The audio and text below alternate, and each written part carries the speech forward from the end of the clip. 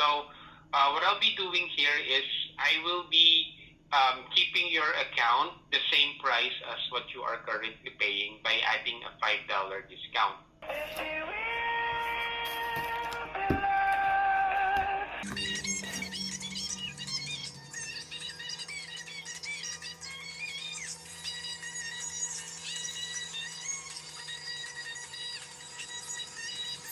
Yes, you can speak Tagalog if you wish. I know you're tired of speaking English. Oo nga, oy.